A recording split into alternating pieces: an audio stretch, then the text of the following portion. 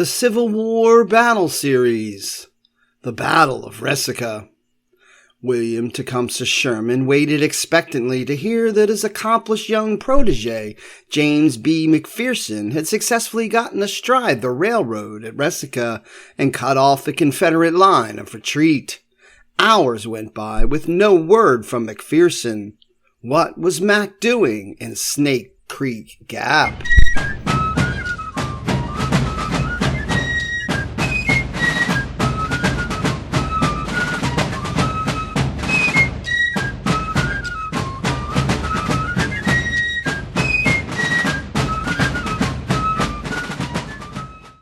The front desk clerk at the Burnett House in Cincinnati, Ohio, must have done a double take when he looked up to see the two most famous generals in the Union Army standing before him one day in March of 1864. Lieutenant General Ulysses S. Grant, newly installed as the commander of all Northern forces in the field, and Major General William Tecumseh Sherman, his most trusted subordinate, needed a room for the night forthwith, and they got one. With sentries installed at the door to prevent unwanted intrusions, the two old friends, Midwesterners both, spread their battle maps across the room and sketched out the plan that would, within a year, bring the Confederate Army to the brink of doom. 25 years later, Sherman revisited the Burnett House with a friend and pointed out the room he and Grant had shared. Yonder began the campaign, he said. He was to go for Lee, and I was to go for Joe Johnston. That was the plan. It was the beginning of the end. Grant's plan, like most of his wartime formulations, had the surprisingly uncommon virtue of simplicity. While he directed the Army of the Potomac in Virginia, Sherman was to advance on the Confederate General Joseph Johnston's Army of Tennessee, which was wintering at Dalton, Georgia, 30 miles south of Chattanooga. The rebel army, defeated at Chattanooga the previous November, had won Grant his third general star and given him the power to direct the Northern war effort as he saw fit. Grant's final written instructions to Sherman were flatteringly vague. He left the details to his friend's discretion.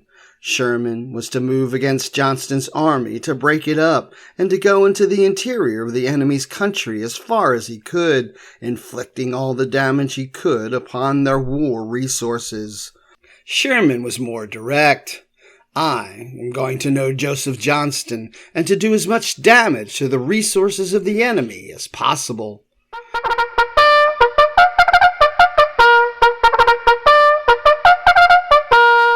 In early May, Sherman began his assault on Johnston's army and his ultimate objective, Atlanta, Georgia. The Union drive would be made by 3 separate armies. In the center, Major General George H. Thomas and his solid Army of the Cumberland stood 60,000 strong. Sherman's favorite soldier, his young friend, Major General James B. McPherson, and his Army of the Tennessee was moving out of northern Alabama with 24,000 men on the Federal right. The 14,000-man Army of the Ohio under Major General John M. Schofield came swinging down from the East Tennessee mountains. At Dalton, Johnston faced Sherman's weathered and battle-scarred veterans with 45,000 of his own. Johnston's position was anchored by Rocky Face Ridge, which crested 800 feet above the valley floor. Behind it, the ridgeline coursed for 20 miles through boulder-strewn, heavily wooded countryside. Schooled well in the digging of entrenchments, the Southerners could throw up adequate breastworks in an hour. Given the weeks that they had at their disposal before Sherman's advance, Johnston's rebels would marshal wonders with their spades. While Johnston was entrenching, Sherman was calculating his needs for the coming campaign. An erratic strategist, Sherman was nevertheless a master of military detail. The necessity of maintaining his army by rail dictated the tactics of the coming campaign. The rickety North Georgia rail system would not only become the Union Army's lifeline, but also the target of all its moves. On May 7th, Thomas attacked rebel cavalry pickets at Tunnel Hill, 2 miles northwest of Rocky Faced Ridge. After resisting stoutly for a time, the pickets fell back to their main line on Rocky Face. Schofield moved up and extended the pressure through Crow Valley until the entire Federal left was involved. Union Major General David S. Stanley, whose men had spearheaded the assault at Tunnel Hill, stood atop a rock and shouted out, "The ball is open!" It would be a ball danced to the rattle of muskets and the slam of artillery. Protected by the rugged terrain to the west, McPherson's army moved towards Ship's Gap, with orders to proceed the next day through Snake Creek Gap, an undefended opening in the ridge 15 miles south of Dalton and directly across from the railroad crossing at Resaca. McPherson's orders were to secure Snake Creek Gap and from it make a bold attack on the enemy's flank or his railroad. Do not fail to make the most of the opportunity by the most vigorous attack possible. Thomas had devised the plan to attack through Snake Gap Creek nearly 4 months earlier. He wanted to send his own Army of the Cumberland striking through the gap at the Confederate rear. Thomas's reputation for slowness, however, convinced Sherman to send McPherson his whiplash instead. Thomas, with his equally well-earned reputation for defensive fighting, was to hold the Union center and prevent Johnston from punching through Sherman's own weakened lines to the railroad.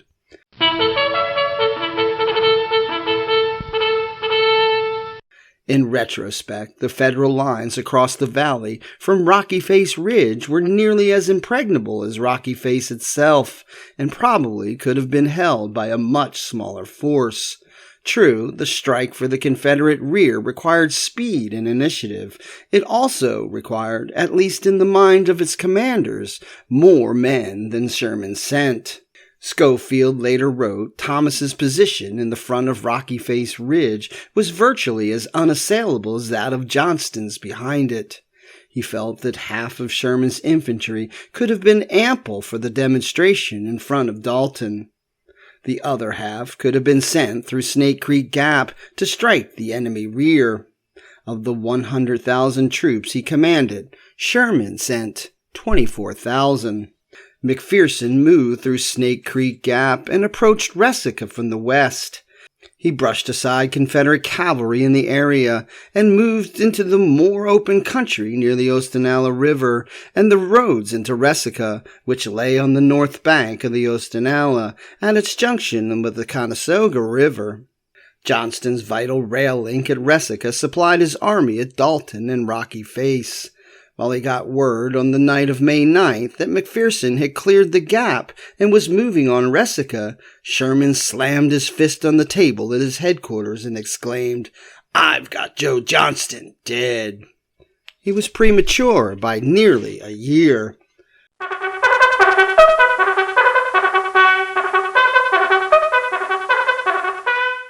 Johnston now had some 4,000 men at Resaca, including portions of Lieutenant General Leonidas Polk's 15,000-man corps, which was on its way to reinforce Johnston from the west.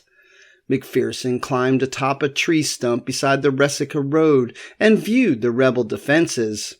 Despite specific orders from Sherman and the urging of some of his own junior officers, McPherson decided against attacking the town. He was worried that Johnston would fall back so quickly from Rocky Face Ridge that he, McPherson, would be cut off from the rest of the Union Army as you cut off the end of a piece of tape with a pair of shears. Instead, he pulled his troops back to the mouth of Snake Creek Gap and dug in. Sherman, who personally liked McPherson, as did Grant, later commented, "At the critical moment, McPherson seems to have been a little cautious." The criticism could perhaps be directed against Sherman as well, for sending too few men to do the job. Sherman conceded that McPherson had acted technically within his discretion as an army commander. Still, when he saw his young subordinate, Sherman could not resist the pointed barb.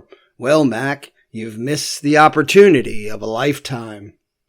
Johnston at Dalton apparently believed that there were too few Yankees in the gap to threaten Resaca. He held on at Rocky Face for 3 more days, still expecting the main thrust to come from Thomas's and Schofield's Federals to the north. The men of these armies had been ordered to keep the rebels' attention riveted to their front. They did so gallantly and with great effect. One division from the Army of the Cumberland scrambled up the less precipitous northern end of the ridge and fought its way along the lower crest for nearly a mile. The crest was so narrow that only 4 men abreast could pass along it. After struggling along the broken ground of the ridge, the Federals ran up against the main Confederate works and could go no farther. The rebel defenses ran along a line that followed a natural palisade of rocks that was 20 feet high in places and nearly straight up. Not only were the defenders able to punish their blue-clad attackers with musketry, the steepness of the ridge allowed them to roll boulders down on the Federal ranks as well. The Union demonstration against the northern end of the ridge went perfectly. Sherman then began shifting Thomas's and Schofield's troops to the right, south, behind the ridge line. When Major General Joseph Wheeler's Confederate cavalry finally penetrated the heavy skirmish lines used to screen this move, they found most of Sherman's infantry gone, hurrying on their way to Snake Creek Gap. Johnston, who had been ill-served by Wheeler's undisciplined cavalry, finally saw through Sherman's ruse and began a masterful withdrawal to Resaca. Taking advantage of his interior lines, Johnston easily won the race to the crossroads town. By the morning of May 13th, he was in position to receive the Union attack. In their new position, the rebels defended a 4-mile front that protected Resaca from the west. Their left was anchored on the Osceola River, their right on the Conestoga. The Confederate line ran north along the high ground behind Camp Creek for 2.5 miles, then followed the ridge away from Camp Creek and coursed east. Though the river securely anchored the rebel flanks, they also forced Johnston to fight with the river to his rear, complicating any retreat. Sherman determined to press Johnston head-on, while also trying to effect a crossing at the Osceola and get across the enemy's line of retreat. That night, the Federal troops slept in their positions.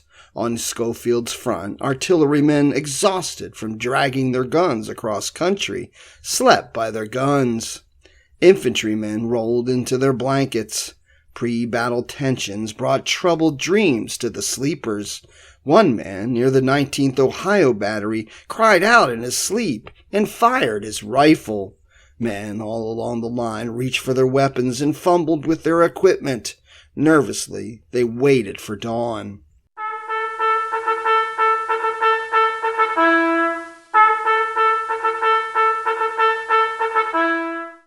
With the sunrise, the musket fire of the opposing skirmishers increased, and the wounded began stumbling back from the front.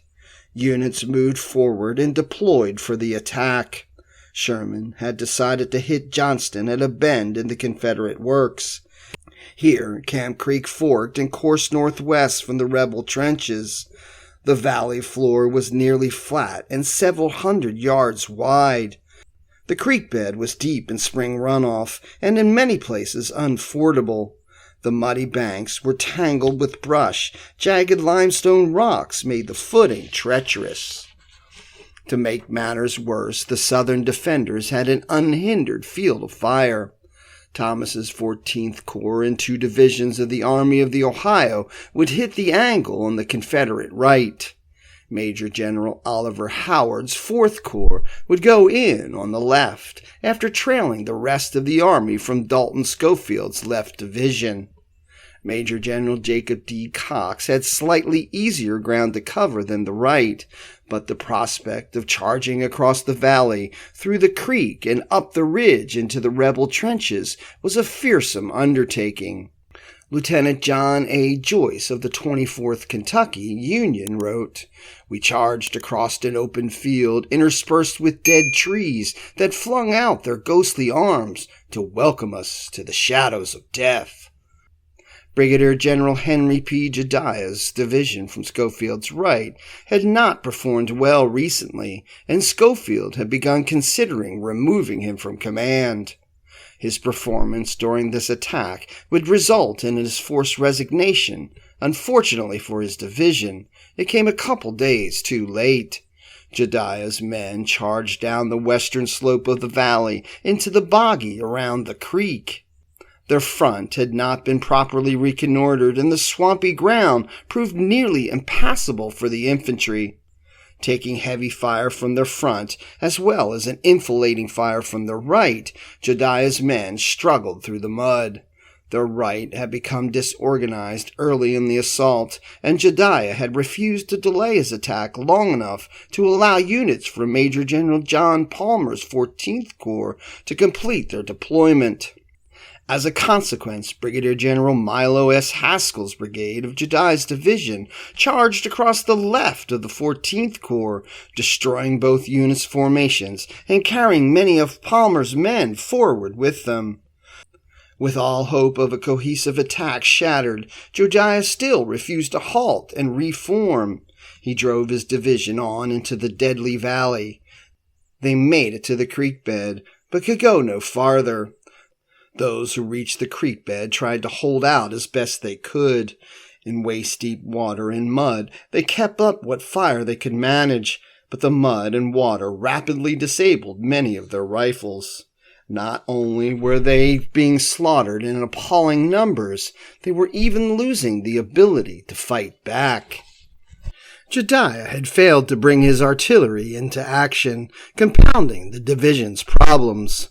Division gunners on the high ground in the rear stood frustrated beside their guns, looking to their officers for word to fire. They had to stand idle and watch as the regiments in the valley below were decimated by rebel sharpshooters. For many of the men in Jedediah's ill-fated division, the headlong charge at Resaca would be etched forever in their memories. Resaca would always be their battle. 47 years later, Ebenezer Davis of the 118th Ohio Volunteers, when asked about the most important event in his service, would respond, "The terrible charge at Resaca. Insane, useless charge, ordered by an intoxicated officer." Palmer's corps attacking to Jedediah's right also suffered from his incompetence. A high percentage of Palmer's casualties were in the brigades carried forward into the battle by Jedediah's disorganized men. On the left, with competent leadership, Cox's division fared better, managing to take the first line of Confederate works. Theodore Tracy of the 19th Ohio Artillery watched this attack develop. He later wrote, "There was something horrible in being compelled to look upon this thrilling scene without being able to participate in it. We saw our gallant fellows charge the enemy rifle pits, only to fall back under a withering fire, marking their pathway with the dead and dying." Cook took the first rebel entrenchments, but once there he was not certain he could hold them. Attempting to force the second line, he was bloodily repulsed. Cox's men sheltered on their reserve of the captured rebel trench, grimly holding on to what they had paid so dearly for. 562 men of their division lay dead or wounded around them, while on the right, Jedediah's division had lost 600 men.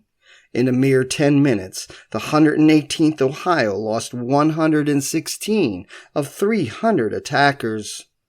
The Confederates continued to pour a heavy fire into Cox's defenses. The fighting had pulled the Union left toward the center and rendered their flank unprotected. Thomas recognized the danger and pulled Major General Joseph Hooker's corps out of the center and sent it to support Howard on the Union left. Meanwhile, Johnston, a master counterpuncher, had also seen the flaw in the Federal lines. He sent Major General John Bell Hood marching with 2 full divisions and 4 additional brigades to the vulnerable spot. Hood's men struck Stanley's division a crushing blow on the Union flank. Stanley's men, stunned by the unexpected savage assault, threw down their weapons and fled from the scene. Stanley later reported that his men did the best they could. They got out of the way with such order as troops can, hurrying through a thick brush. The infantry's precipitous retreat left the 5th Indiana Battery alone to try and stem the Confederate attack. The Hoosier gunners stood their ground, double-shot canister at a killing range of 50 yards. Rebel momentum stalled. The stand of the battery was still in jeopardy. Rebel soldiers began lapping around them on both flanks. Though in danger of being surrounded, the Indianans managed to gouge huge holes in the rebel lines. Meanwhile, Hooker's veterans, spurred by the sound of battle, came pounding to the battery's aid. Their massed musketry helped to stop the Confederate onslaught. Under the concentrated Federal fire, the Southern troops began to recoil. Their officers scrambled to reform them for a second attack, but darkness stopped their hopes.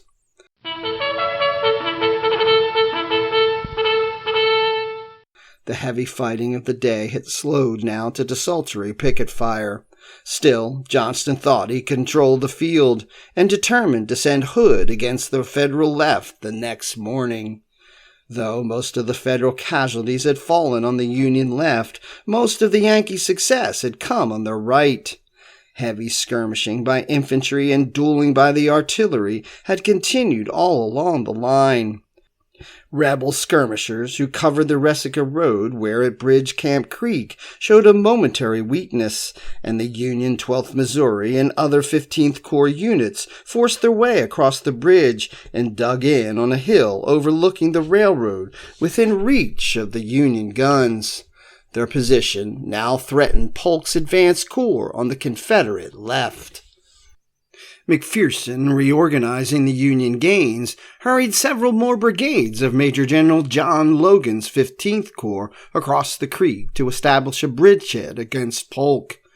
General Cox later observed, "The Confederates under Polk in their advanced position on our extreme right were a good deal weakened in morale by the knowledge that national troops had thus made a good foothold in their flank." The combination of shaken morale and determined Union attacks drove Polk back, and though he was able to reestablish his line, McPherson still held the high ground. When Union artillery arrived, it would be in position to shell Johnston's pontoon bridges in the rear. Recognizing the danger, Polk sent his men forward to try to regain the lost ground. He succeeded in adding to the casualty lists, nothing more. That night, Johnston had a new military road cut through and moved his bridges out of the range of the Yankee guns. At the same time, Sherman had sent Brigadier General Thomas Sweeney's division on a march to force a crossing at the Osceola River south of Resaca and cut off the rebel line of retreat. At Lay's Ferry, Sweeney managed to drive off the Confederate cavalry and pushed across the river in pontoon boats. But shortly after getting into position, Sweeney abruptly ordered his men to fall back across the river. Reports had reached him that a large Confederate force had crossed the river between him and Sherman's main force. Fearing entrapment, one of his men called their new position an invitation to Andersonville. He pulled back and informed Sherman of the move. The report turned out to be false, but Sweeney's incursion had alarmed Johnston enough for him to send a full division to block any further Federal moves. Johnston also canceled his proposed attack on the Federal left and turned his attention to the threat at Lay's Ferry. On the morning of May 15th, the blue-clad infantry on the Union left rolled forward in another wasteful charge that typified the fighting at Resaca. A 4-gun Georgia battery was positioned on a spur of land about 80 yards in front of the main Confederate works. As the Union infantry advanced, they could see Southern soldiers busily throwing up earthworks around the battery. The battery was in position to enfilade the attacking line. Major General Daniel Butterfield's division of Hooker's Corps was ordered to take it. Under heavy firing from the battery and the main rebel line, Butterfield's men impetuously rushed forward and took shelter on the reverse side of the fort's earthen parapet.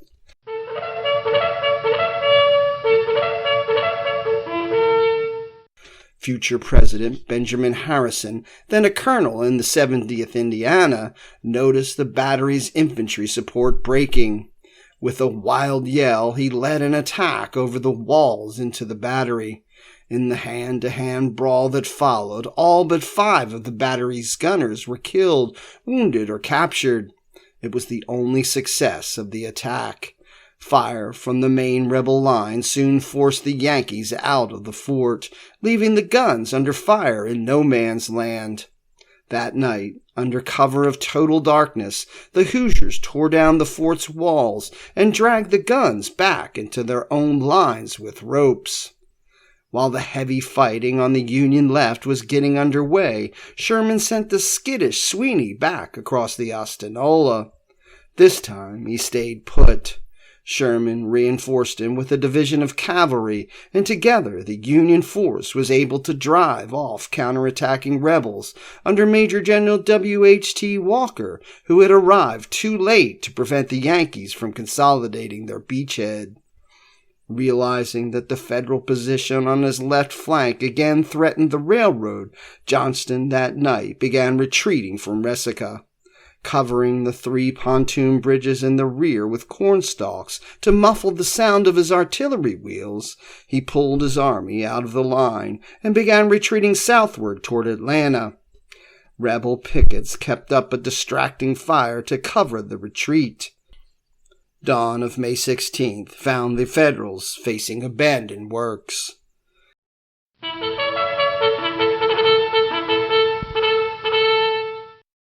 Casualty figures for Resaca are hard to estimate because Sherman began turning in monthly figures instead of daily ones, but it's probable that the Federals lost at least 3,500 men. Some figures range as high as 6,800. Confederate losses were at 2,600 and possibly as high as 5,200. Much has been written about Sherman's later frontal attack on Kennesaw Mountain outside Atlanta, with various historians commenting that Sherman was finally convinced at Kennesaw that frontal attacks could not carry well-entrenched, well-manned positions. Had Sherman walked over the battlefield at Resaca and viewed the crumpled blue forms that lay in the dark contrast to the bright green grass of spring, he might not have had to learn that costly lesson twice. It's your history. Learn it. Know it. Love it. Like and follow so you don't miss any of the exciting episodes from Mad Hatter's Civil War history.